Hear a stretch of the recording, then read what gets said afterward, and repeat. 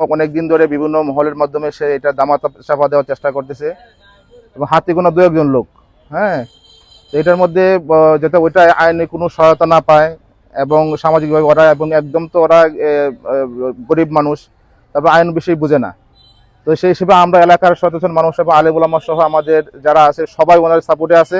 জঘন্য যে ঘটনাটা হয়েছে এটা দামাচাপা দেওয়ার চেষ্টা চলতেছে।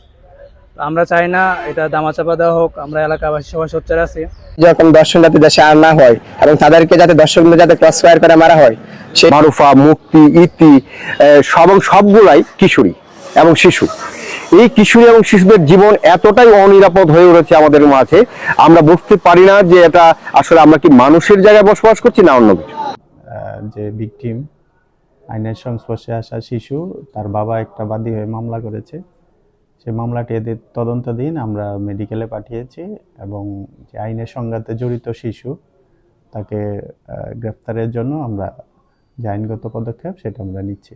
অচিরেই হয়তো আমরা এটা ওভারকাম করতে পারবো। আর যেহেতু শিশুর বিষয়ে ঘটনা, এটা আমরা সর্বোচ্চ গুরুত্ব এবং প্রায়োরিটি দিচ্ছি এবং একই সাথে সামাজিক সচেতনতা এবং সুধী সমাজ যারা আছেন আপনাদের মাধ্যমে বলতে চাই যে যাতে এই রকমের ঘটনা যেন না ঘটে, মানুষ যেন সচেতন হয়, আমাদের যে নারী শিশু কন্যা নিরাপদ এবং সুন্দরভাবে বেড়ে উঠতে পারে, আগামীর প্রজন্ম এবং সভ্যতা বিকাশে তাদের ভূমিকা যেন থাকে।